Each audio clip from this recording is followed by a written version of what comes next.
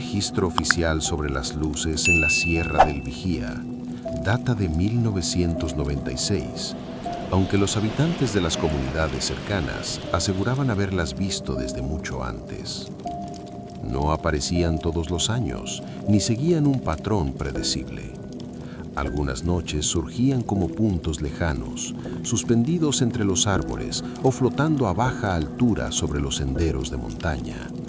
Otras veces descendían lentamente desde el cielo, deteniéndose a pocos metros del suelo, emitiendo un resplandor opaco, más parecido a un reflejo que a una fuente de luz real. Lo inquietante no era solo su presencia, sino el efecto que provocaban en quienes las observaban. Una necesidad intensa de acercarse, una certeza irracional de que esas luces estaban esperando algo, como si su propósito dependiera de ser seguidas. Durante años, las autoridades atribuyeron los avistamientos a fenómenos atmosféricos, gases naturales o incluso a linternas de excursionistas. Sin embargo, los informes de personas desaparecidas comenzaron a acumularse alrededor de los mismos senderos donde las luces eran vistas con mayor frecuencia. Senderistas experimentados, cazadores locales, brigadistas forestales, personas que conocían la sierra mejor que nadie y que aún así se desvanecían sin dejar rastro. En varios casos, sus pertenencias aparecían días después perfectamente ordenadas. Mochilas apoyadas contra árboles, botas alineadas junto a fogatas apagadas, teléfonos con la batería intacta y grabaciones que no recordaban haber hecho. Uno de esos teléfonos pertenecía a Martín Alvarado, un técnico en telecomunicaciones enviado a revisar una antena repetidora instalada en lo alto del Vigía. Según el GPS, nunca se desvió del camino marcado. Sin embargo, el audio recuperado del dispositivo reveló algo distinto. Durante casi una hora, se escuchaba a Martín describiendo una luz que avanzaba lentamente entre los árboles, deteniéndose cada vez que él se detenía, como si respondiera a sus movimientos. En varios momentos se oía su respiración agitada y frases inconclusas, como si intentara convencerse de que aquello tenía una explicación lógica. En el último minuto de grabación, Martín deja de hablar. El sonido ambiente se vuelve extraño, amortiguado, y se escucha un leve zumbido irregular, similar a una interferencia eléctrica. Luego, silencio absoluto. Los habitantes más antiguos de la región advertían a los jóvenes que nunca siguieran luces en el monte, especialmente si parecían retroceder cuando uno se acercaba.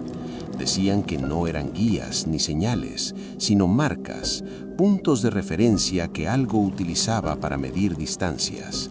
Algunos ancianos aseguraban que cuando una persona seguía una de esas luces, el entorno comenzaba a cambiar de forma imperceptible. Los senderos se alargaban, los árboles parecían repetirse, el cielo se volvía más oscuro incluso antes de anochecer. No era que la persona se perdiera, era que el lugar dejaba de ser el mismo. Un operativo de búsqueda realizado en 2008 dejó a los rescatistas profundamente marcados. Tras seguir una serie de luces visibles desde varios kilómetros de distancia, el equipo llegó a una zona donde las brújulas dejaron de funcionar correctamente y los radios emitían estática constante. Uno de los rescatistas declaró posteriormente que durante varias horas tuvo la sensación de que el grupo caminaba dentro de un espacio cerrado, a pesar de estar al aire libre. El sonido de los pasos parecía rebotar de manera extraña, como si el bosque estuviera demasiado cerca. Cuando finalmente decidieron retirarse, notaron que uno de los integrantes ya no estaba con ellos. Ninguno recordaba haberlo visto separarse, ninguno recordaba cuándo había dejado de estar allí.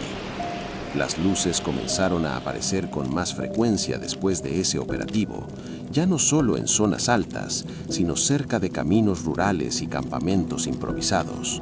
Algunos testigos afirmaban que las luces parecían cambiar de color ligeramente cuando alguien las observaba directamente, pasando de un blanco apagado a tonos más cálidos, casi familiares. Otros aseguraban escuchar sonidos suaves al acercarse, pasos sincronizados, crujidos que imitaban el movimiento humano, respiraciones que no coincidían con ningún cuerpo visible.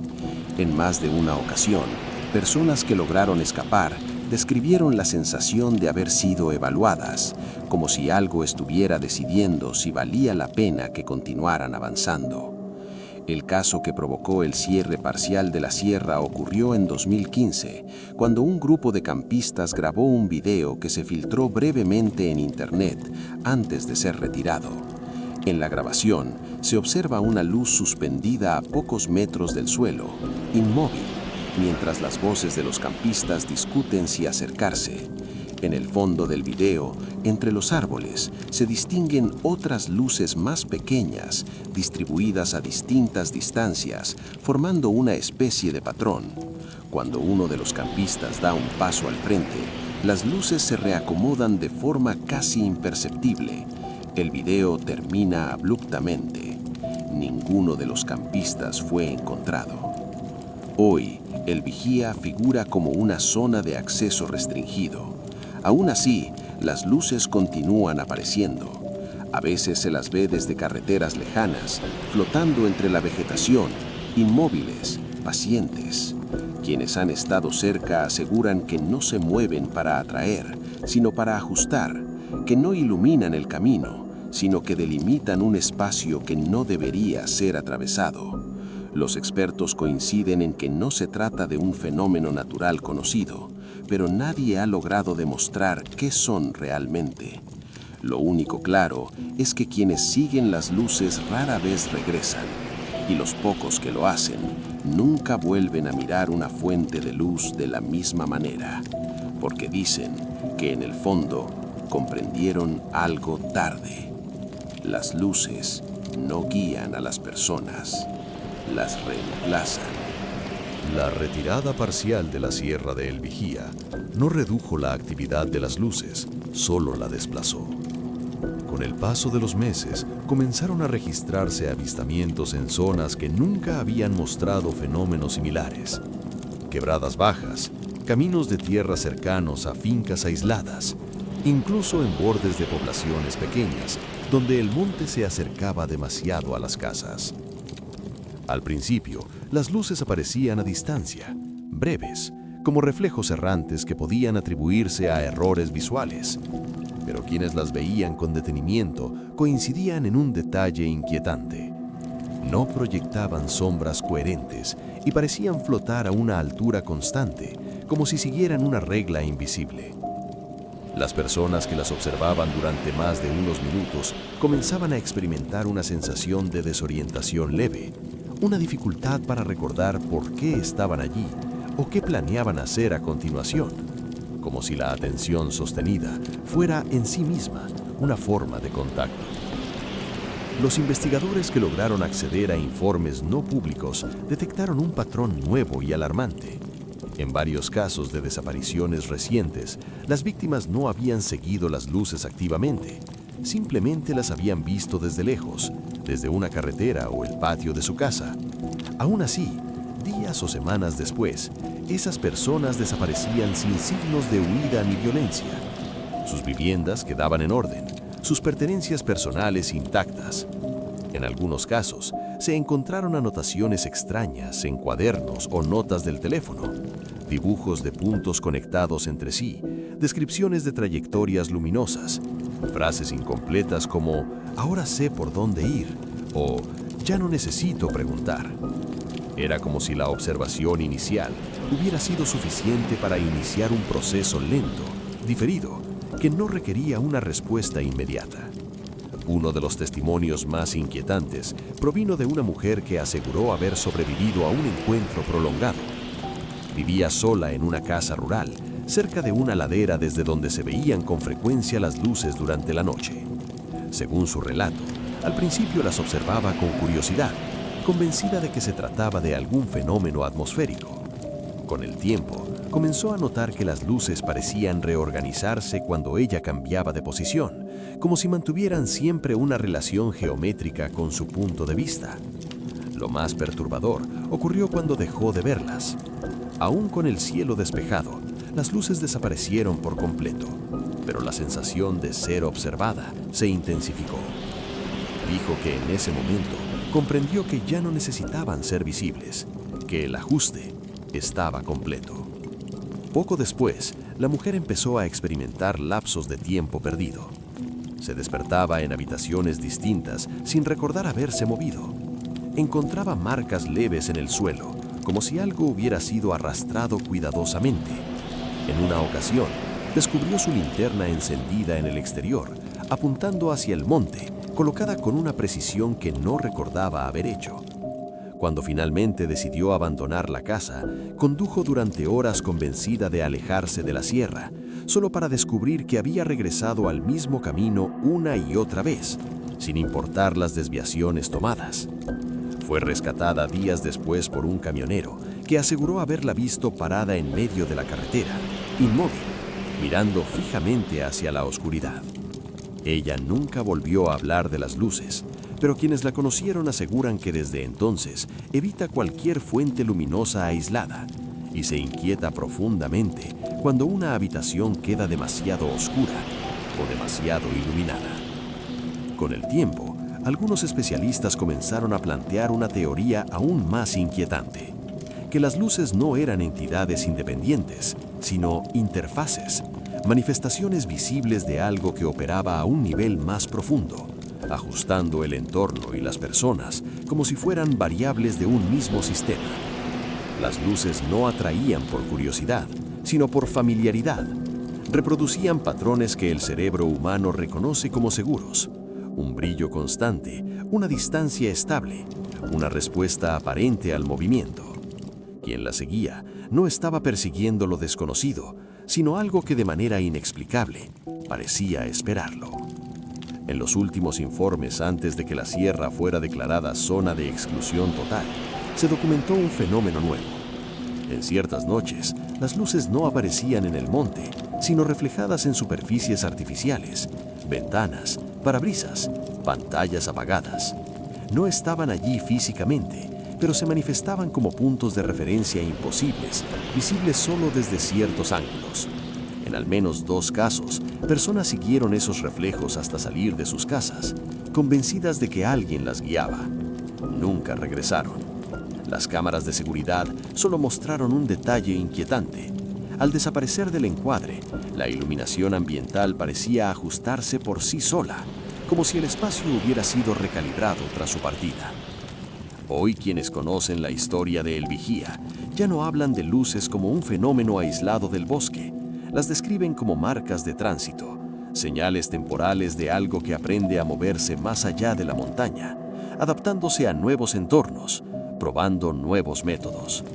Dicen que el error no es seguirlas, sino reconocerlas, porque una vez que sabes lo que estás viendo, el sistema sabe que tú también estás listo. Y entonces, tarde o temprano, en un camino oscuro, en una habitación silenciosa o en el borde de cualquier bosque, aparecerá una luz colocada exactamente donde tus pasos esperan encontrarla. El aumento de desapariciones fuera del perímetro de la sierra obligó a que ciertos informes dejaran de circular incluso dentro de los canales internos. Ya no se trataba de proteger al público del pánico, sino de reconocer que no existía una forma clara de contención. Las luces no seguían rutas geográficas, seguían trayectorias humanas. Aparecían en lugares donde alguien estaba a punto de quedarse solo, donde el silencio se prolongaba más de lo habitual, donde la atención se relajaba lo suficiente como para permitir que el entorno tomara iniciativa. En varios casos documentados, las víctimas habían pasado por periodos de insomnio, duelo o aislamiento previo. No buscaban nada en particular, simplemente estaban disponibles. Los investigadores comenzaron a describir el fenómeno no como una cacería, sino como un proceso de selección pasiva, en el que el sistema identificaba puntos de baja resistencia perceptiva. Un archivo filtrado desde una dependencia universitaria reveló algo aún más inquietante. Al analizar las rutas de las personas desaparecidas, se detectaron patrones de desplazamiento posteriores a su desaparición, registrados por cámaras de tráfico, sensores térmicos y sistemas de monitoreo ambiental. Eran trayectorias breves, irregulares, que no correspondían a movimientos humanos normales. Figuras luminosas desplazándose con precisión matemática, deteniéndose en cruces específicos, ajustando su posición como si estuvieran ensayando recorridos. En más de una ocasión, esos recorridos coincidían con los trayectos habituales de las personas desaparecidas antes de perder contacto. Era como si algo hubiera aprendido sus caminos y los estuviera repitiendo, no para imitarlos, sino para ocuparlos. El caso que consolidó esta sospecha ocurrió en una carretera secundaria, lejos de cualquier bosque denso. Un conductor nocturno grabó accidentalmente el momento en que una luz apareció frente a su vehículo, suspendida a la altura exacta de un peatón promedio. El conductor frenó bruscamente, convencido de que alguien había cruzado la vía. No había nadie. Sin embargo, la grabación mostró que la luz se desplazó unos metros más adelante, manteniendo siempre la misma distancia del coche, como si conociera la velocidad exacta a la que debía moverse. Al día siguiente, se reportó la desaparición de una persona en esa misma carretera, alguien que solía caminarla todas las noches a la misma hora. Las cámaras no mostraron el momento de la desaparición, solo el instante posterior, cuando la iluminación pública pareció reajustarse, dejando un tramo del camino inexplicablemente más oscuro. Los pocos sobrevivientes que afirmaron haber resistido el impulso de seguir las luces coincidieron en un detalle perturbador. La resistencia no era activa, sino negativa. No huir, no avanzar, no observar demasiado tiempo. Algunos describieron haber cerrado los ojos durante minutos enteros, soportando una sensación intensa de desorientación, como si el espacio a su alrededor se estuviera reconfigurando sin su consentimiento. Otros dijeron que habían sentido una presión física, un leve empuje constante, no sobre el cuerpo, sino sobre la intención, como si algo intentara persuadirlos de que dar un paso más era la opción más razonable. Cuando esa presión desaparecía, el entorno volvía a la normalidad de forma abrupta, dejando una certeza residual. Habían estado a punto de ser incorporados en algo que no necesitaba violencia para funcionar. Con el tiempo, surgió una hipótesis final, nunca escrita de manera oficial, transmitida solo en conversaciones privadas entre quienes habían visto demasiado. Las luces no eran entidades ni señales, sino sustitutos. Ocupaban el lugar de personas que ya no estaban, manteniendo la coherencia del sistema que las generaba. Cada desaparición dejaba un vacío funcional que debía ser compensado. Las luces cumplían ese rol de manera provisional, aprendiendo rutas, horarios, posiciones. Cuando el ajuste era completo, la luz ya no era necesaria. En ese punto, desaparecía y alguien más ocupaba su lugar.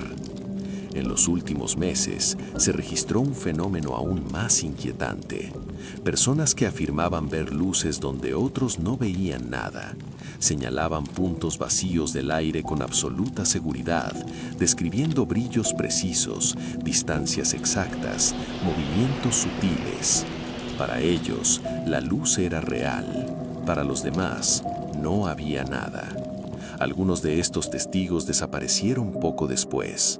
Otros permanecieron, pero comenzaron a comportarse de manera extraña, caminando rutas repetitivas, deteniéndose siempre en los mismos puntos, como si siguieran marcas invisibles. Los especialistas concluyeron que el proceso ya no requería una manifestación visible completa, bastaba con la expectativa. Hoy, las advertencias no se centran en el monte ni en la sierra, circulan como recomendaciones vagas, difíciles de justificar, pero imposibles de ignorar para quienes conocen los casos. No sigas luces solitarias, no confíes en brillos que aparecen donde no debería haberlos. Y si alguna vez tienes la sensación de que una luz está colocada exactamente para ti, no intentes comprenderla, porque en el momento en que reconoces su propósito, el sistema entiende que ya no necesita imitarte. A partir de ahí, solo queda una tarea pendiente: reemplazarte.